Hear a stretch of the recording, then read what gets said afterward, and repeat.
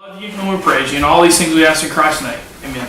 Amen. So, let me just say out front, this is going to be a little weird for me, because I've got to talk to you guys, and I've got to talk to Catalyst at the same time. So, Catalyst, welcome. I'm not with you today. So sorry that I'm not. Every Sunday I can't be there with you. I'm sorrowful about it. So, but I didn't want to miss out on this new series. I thought it was important that you heard from me. I know the last two series have been super heavy and super intense. I want to do some celebrating this month, and so our new series that starts today is called Innovate, and so I'm doing it for you guys as well, just because it's two birds and one stone, and I'm just lazy like that. So if I say stuff that relates to them and you guys don't get it, vice versa, just hang with me, and we'll get through it. If you got your Bibles or Bible apps, you can go to Mark chapter 2. 1 through 5. So here is what the Innovate series is about. I think there are three things. What is it? You like something just went wrong? Allison is handling it, Catalyst behind the camera, and she's freaking out. And she makes faces that after 2 decades of marriage, I still don't understand. So that looked like something was wrong. Apparently, it's just her disappointed face that I should be used to. That's right. Anyway, sorry for the distraction.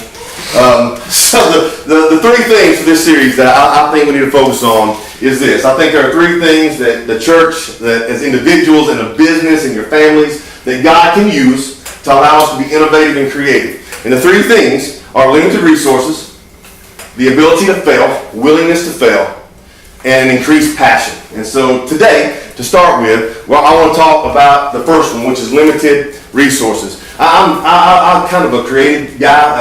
As far as drama and stuff goes, I can't draw or do art or anything like that. But I'm sad because it wasn't that long ago that the church was the creative hub. It was the innovative hub of everything, man. The best music came from the church. The best art came from the church. The best literature came from the church. And now, man, if you tell me, until recently, if you tell me there's a Christian movie coming out, I'm not going to see it. Just not. Because they weren't that good. And Christian music, nobody leads the way in Christian music. It's mimicry. It's somebody else's on cutting edge stuff, so we're going to go and mimic that. And worship's different because we kind of got the corner on worship, right? That's our thing. But just as far as general genre music goes, what do we always say? Oh man, this Christian hip-hop guy sounds just like. Why? Because we've surrendered our creativity and our innovation to Hollywood and to Apple. We just don't have to fool with it anymore. And I think the church should be the most innovative and most creative place on the planet. I think that's slowly changing. When you see things like I Can Only Imagine, if you guys got to see Paul the Apostle movie, that's slowly, thankfully, changing. But it's just starting to change.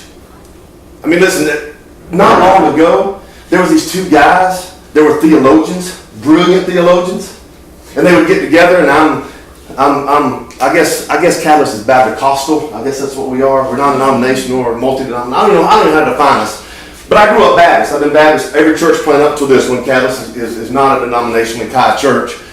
So it's hard for me to say this, and so Catalyst knows we're with a bunch of Baptists here. So I hesitate to tell you this, but these two theologians would get together and they would drink pints at the pub, and they would smoke their pipes, and they would encourage one another, and then they would bounce their ideas to the stories they were writing off one another. And when one wanted to quit, the other one would say, man, you can't quit, you got to keep going with this. And when vice versa, when the other guy wanted to quit, the other guy would say, man, you need to develop this more, it's going to be awesome. And those two guys was a guy named C.S. Lewis and J.R.R. Tolkien. One of them wrote incredible literature like the Screwtape Letters. If you've never read the Screwtape Letters, make yourself a note. It's one of the greatest things you'll ever read. Mere Christianity. I think every person that claims to be a Christian outside the Bible ought to read Mere Christianity. But he also wrote what you guys have probably seen, The Lion, the Witch, and the Wardrobe. That was C.S. Lewis. Mm-hmm. If you've seen any of the Lord of the Rings films or The Hobbit, that's Tolkien. And we don't have that anymore. We've kind of given it up. And I don't know how many, I think I asked you this guy last, I was going to actually get the Bible app done so you guys can see how it works. Catalyst, starting next week, we're going to actually be putting our stuff back on the Bible app again. You guys remember that from the first year. Bible app is this incredible tool for the church. Completely free. And it's from Craig Rochelle at Life Church. His church developed this app. If you don't have it, I'm telling you, do yourself a favor. It is amazing. And he offers it for free. Church could have made tons of money off of it. They just had, in 2017, their 350 millionth download of the Bible app. If they just charged 99 cents for it. But he's a kingdom-minded cat. And he said, you know what? We're giving it. We're not going to charge anything for it, man. We're all in this together. But the Bible app didn't come from a think tank. It didn't come from a huge conglomerate. It came from a local church. Is that amazing? And here's what's even more amazing. When I heard that, people like me go, oh my gosh, the church did that. When what other group in the world is more equipped to creatively give the Bible to people? Right? That's right. Well, we surrendered it. We've just kind of given it up. And so I just want, especially you guys, to know that a lot of the stuff that we do at Catalyst. By the way, James, come up here for just a second, man. Look at this, Catalyst. I just want to show you this. Those of you who were here the first year that we were in existence, remember this shirt. Look at this. Doing church good. Now it says, serving like crazy. But for those of you who were there in the early days at the Pittman, look at that. This is the guy that came and spoke. Some of you guys remember him. So there you go, James. I appreciate you. Everybody give it up for James. Give it up for James. You can't see them, but they're standing. Look, he's body surfing. You see that guy, Catalyst? He's body surfing. It's incredible, man. Go sit down. I gotta get going. My wife has a reserved seat on the beach, so Catalyst, this is going to be real short. Thank God for that. So here's what I'm saying. For our Mother's Day tradition that you guys just got to take part in, that was birthed out of innovation, and that was birthed out of our limited resources, man. We didn't have a lot of money to do stuff for moms last year, and so that's a tradition that's kind of our thing. And some of you that are first time guests, I know a lot of you have been here just for a few months, you're probably looking at that going, oh my gosh, where did they get that from? We didn't get it from anywhere. We had limited resources, so we had to be innovative and we had to be creative. Limited resources helped us get to where we had to be for that. Next week is Senior Recognition Sunday. If you've got seniors, by the way, let us know ASAP. I'll tell you everything you need to know about that. And we got something super creative that we do for the seniors on Senior Recognition Sunday. That was birthed because we didn't have a place, right? For the first 2 years, we had no place. So we had to get creative, had to get innovative. The artwork that you guys see to my left and to my right every week, that is my missions pastor and that is my recovery pastor, where I throw out my ideas for a message and they go with it and they create the artwork and they get it printed up or they create it. A lot of that stuff Michael just does. It's amazing. That's all because we have no money to go out and pay for nice artwork. And so it's just incredible. And you guys probably thought we were like paying a lot of money. It's not. It's our limited resources and incredibly talented staff that pulls that stuff off. Innovate is the definition. Make changes in something established, especially by introducing new methods, ideas, or products. Say that again. Innovate, by definition, make changes in something established, especially by introducing new methods, ideas, or products. And so that's what I want to talk about today. I think one of the things God uses, I won't go so far as to say one of the things I think God needs is limited resources. And the story I want to talk to you about this morning very quickly, Mark 2, 1 through 5. If you're Jesus people, if you're church people, you've heard this. If you're not, then this is going to be new to you, and I'm excited that I get to share this with you. Let's just start, let's start in verse 2. And when he returned to Capernaum, after some days, it was reported that he was at home. And many were gathered together so that there was no more room, not even at the door. And as he was preaching the word to them, and they came bringing to him a paralytic carried by 4 men. And when they could not get near him because of the crowd, they removed the roof above him. And when they had made an opening, they let him down on a bed from which the paralytic lay. And when Jesus saw their faith, he said to the paralytic, "Son, your sins are forgiven." Now some of the scribes were sitting there, questioning their hearts. So here we go. I'm going to blow through this pretty quickly. Number one, the only point for today is limited resources. And here's the long main point. If you're mentally taking notes, here's what you need to remember. The church usually says, we can't because we don't. We can't reach students because we don't have enough volunteers. We can't have, I have no idea how to define you people. Well, whatever your group is, it's so like out there, I don't know even how to, it's college and parents and I don't know. But whatever you are, we just don't have the money to do what we want to do, so we can't because we don't. We love to reach addicts in our community, but we can't because we don't have people qualified to do that. We just fill in the blank, whatever it is, in your business, in your personal life. We can't because we don't. And I want to try to get in your heads this morning, hopefully in your hearts, mainly in your heads, because I think that's where I think it's where it needs to be. I say this all the time. I don't think a lot of us that know Jesus, the battle's in our hearts. I agree with Paul in Romans 12:2 that says to be transformed by the renewing of your minds. You don't get transformed by the renewing of your heart. It's here between our heads. And so I hope that you will go this morning from saying we can't because we don't to saying we can because we don't. You can because you don't. Our limited resources, I believe, can be the very thing that God uses to guide us. So at Catalyst, for you guys that are sitting in the facility you're sitting in, listen, you're not sitting there because we have resources. And you're not sitting there because I wanted you to be sitting there. There was actually an old cotton gin ran downtown right next to the Pitman where we were. You probably remember seeing it when you came out the back door. Some of you guys may remember seeing that.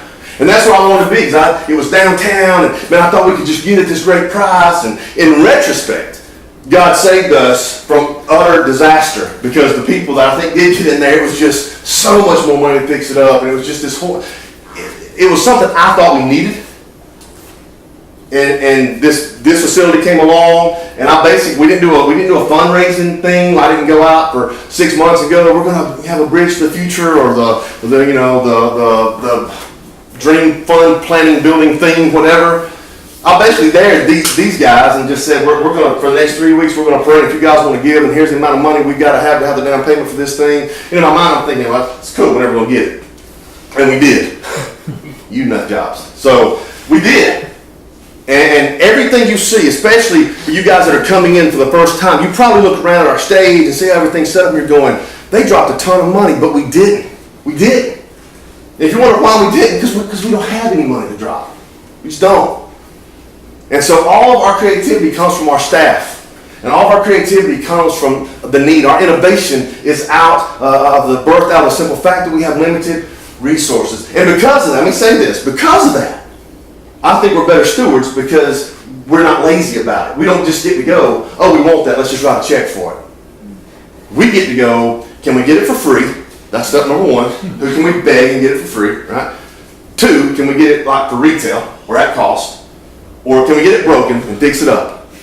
Very rarely do we ever go straight to the, listen, you guys probably haven't even noticed, we bought 2 15-passenger vans 2 weeks ago, for the first time, 3 years, but we finally had it. And we've actually had that money since like January, but because I'm the cheapest person on our entire leadership council, I held out. And we got 2 used vans. They look horrible right now, but we're going to fix them. I'm going to personally paint them up. It's going to look fantastic. And before we drive those things, we're going to come out, because we got them from Auburn University. They were from Auburn University to transport students and players and teachers and all that kind of stuff. So the church is going to come out and stand around those things. I'm going to get like a 50-gallon drum of oil and run that through my pressure washer and just, man, soak those things in oil. We're going to bathe those things in prayer, because they came from Auburn. Because we don't want to just kind of be great. We want to be great. Right? I lost half the crowd and at least half of you guys. So I kid. We're just going to do the normal oil. Listen, we've just gotten that. And we spent hardly any money on it. I mean, what church doesn't have a 15-passenger van for kids to make out on at youth camp, right? I mean, who doesn't have that? Who doesn't have that? We finally got that. Champ, congratulations. If my kid does it, let me know. Got something coming. So, it's limited resources that have given us, at least in our context, a lot of what we have. When I first started student ministry, I think you came when I was at Victory in Gunnersville. It's the church that we transitioned to the church at Lake Gunnersville, which is now transitioned to Connect Church. It's like the Prince of churches. They keep changing their name. There's going to be a symbol before it's over. It's just going to be great. So, Prince was a symbol. All you young people didn't remember that. So here's the thing, man. We had nothing. I came there. I made nothing. I remember they told me they were going to pay me like $17,000 a year for full time. And I was jacked. I was like, oh my gosh, you're going to pay me to ministry. And man, we got there and there was nothing. We had no budget. I think we had like a $1,000 budget, man. We had nothing. We had this old turn-up looking van, like still slid, had the sliding door. You remember that? The big sliding door that it was like a theatrical production. Every time you opened it, it was like, hello, right? Every time, man. It was awful. We had nothing. And man, we just started loving on students, man. I had a couple of guys that came alongside me there at the church. Man, we just started hanging out with students. No worship band.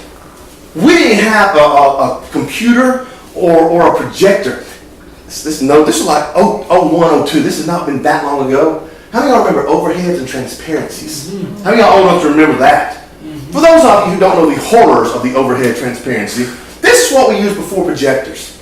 It was this big, archaic looking thing that threw whatever image you laid on it onto the wall. We didn't have a screen, so it was a wall for us. And that's how, so when you guys were leading worship, every time that something changed, you would see a hand come on and swap it. Just slide around. It was so horrible.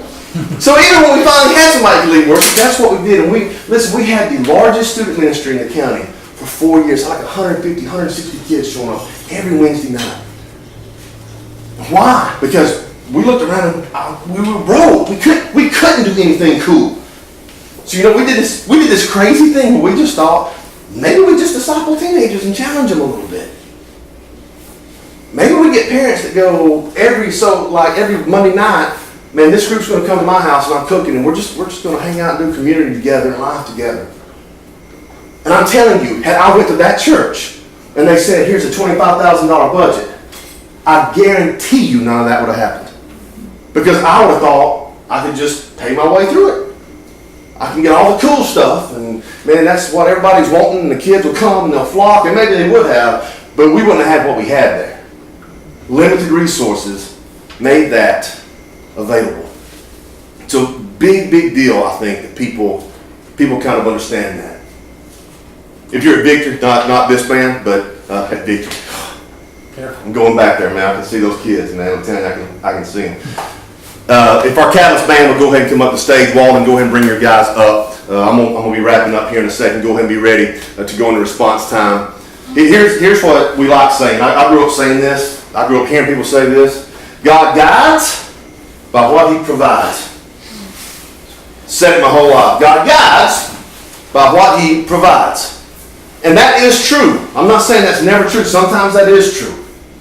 But can I also tell you this? Sometimes God guides by what he withholds. And instead of recognizing that, we get upset, we get bitter, we get mad, we leave ministries and we leave church and we get mad at God and go, I can't believe you called me to do this and you didn't provide them. Maybe he didn't really call you to do that. Or maybe he called you to do something like that and he's trying to redirect you to where you need to be. There's a story in the New Testament. Peter and John have been sent out and they're going out. And they come to this gate called Beautiful. And there's a beggar there. And he's there because that's where everybody comes through, right? That's going into the temple, and it's this huge gate. It's obviously beautiful, hence the name. And he's begging. And Peter and John come by him, and he says to him, hey, do you have something that you can give me? I'm hungry. I need some food. Can you give me something? And Peter famously says, silver and gold have I none, but what I have I give to you in the name of Jesus. Rise and walk. What if Peter had money and threw it in his cup and kept on walking? He gives the guy what the guy wants, but the guy never gets what the guy needs. Peter's limited resources supplies exactly what he needs. There's an old story of someone who went to the Vatican. He was this poor pauper, and he finally got to go to the Vatican and tour the Vatican. If you've ever been there, it's really a beautiful, beautiful place, but it's excess. It's just excess and excess. And he was walking through and he was seeing all the marble columns and the gold and all the encrusted jewels and just the incredible pageantry of it. Then at one point the tour guide kind of turns and flippantly, kind of tongue-in-cheek says, you see, no longer do we have to say silver and gold, have we none? To which the pauper replied, that is true. And no longer can you say, in the name of Jesus, rise and walk. Limited resources. What if the paralytic's friends had said, we can't because we don't? Well, what if they had said, we really can't walk that far. We really can't carry him. And even if we carry him, what if we can't get close enough to him? And then what if they got there and went, oh, man, look at this crowd. It's like high attendance Sunday at this place, man. Like, you can't even get a seat. They must be giving away free burgers or something. And I don't know, man, you know what? It's just not worth it. We can't even get on the roof now. That's the only shot we got. How are we going to get him up on the roof? What if they got on the roof and went, man, we can't cut through this? By the way, the roofs back then were put together with thatch and like fertilizer. I'm trying to be nice here. So they got to cut through all that. They literally have to cut through a bunch of mess to get the guy in. So what if they just went, you know, that's just too funky. Like, we love you, dude. Sorry for your paralysis. But come on, man. Let's be realistic. Not cutting through that. What if once they cut him through the roof, they looked down and went, how are we going to get him down now? It's like an 8-foot drop. I mean, how amazing is it these 4 guys never once went, we can't because we don't. They just kept going, we can, we can, we can. I would love to sing the moment that they dropped him in. That would have been awesome. All you dudes. Remember, just all of us dudes. What would we do? What would we do, guys? I don't know what they did. What would we do? I guarantee we'd get around that dude on all 4 spots, get as low as we could and go, all right, on 3. Right? How much you going to get him down? It's amazing. And then because they do, and Jesus heals him. I didn't ask the pickers to do this, so I'm going to ask forgiveness. Well, I guess I'll text you now because you're going to see this tomorrow morning. So I'll text you and ask you, or informed you, because I'm not going to edit this out after I do it. So there's an incredible family called the Pickards, and they're introducing this thing called Game Life. We're kind of the flagship church in this country to do it. It's an amazing children's curriculum. We've been waiting on it for 3 years, and we just feel like this is it. And Christy Pickard is the one that's kind of guiding us through it. She's helping us implement it. She's also really involved in an organization that goes to Ireland. And so she's helping do what she's doing at our church in Ireland, all over that country. They've been trying to raise money to get there, really since January, and I know their hearts are just broken because they didn't get to go this time. They're staying home because they didn't get to go. Our church was about to donate some money to them, and Chrissy just called and said, hey, just hold off. We're going to try to go later on. Just didn't work out.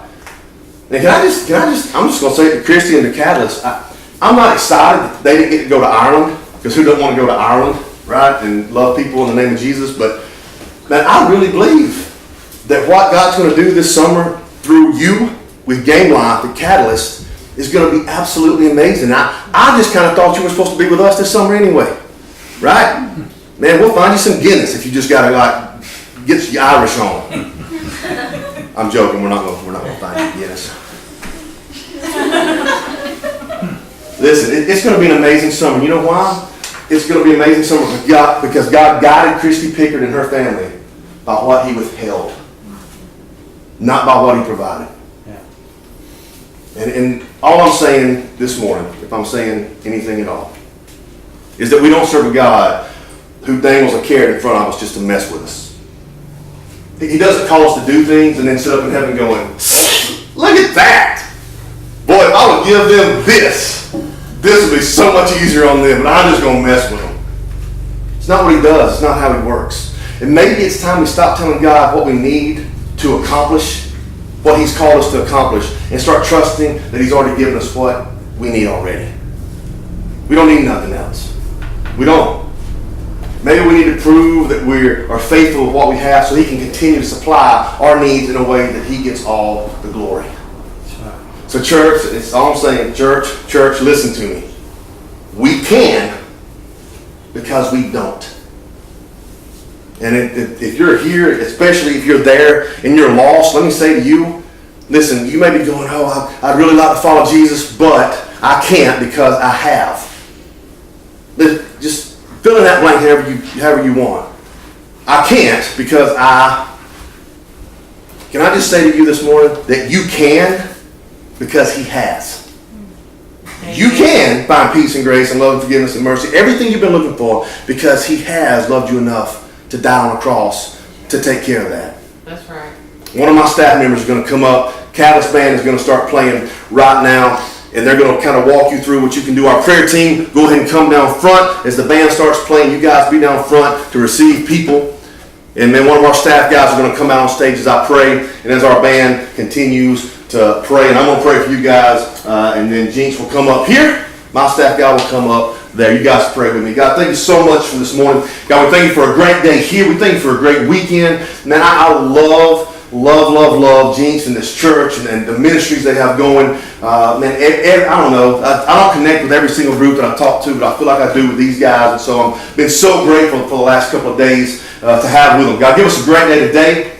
A great day of safe travels tomorrow as we leave here. Let us ponder the things that you said to us here. God, I pray for Catalyst this morning, God. God, we thank you for everything you've done the last 3 years. God, we think the greatest things are on the horizon. And we think that you got us sometimes by what you withhold. And we know that we can because we don't.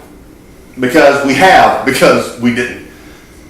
But God, I pray for the person that's here this morning that may just be going, man, I know God's called me to do something. Man, I know I should be doing it. But I just need somebody to pray with me about how to do it and maybe give me some guidance. God, let them come down and talk to our prayer team. Even beyond the prayer, God, we want to help them with that. God, we pray for the person that doesn't know you this morning. God, they can because you have.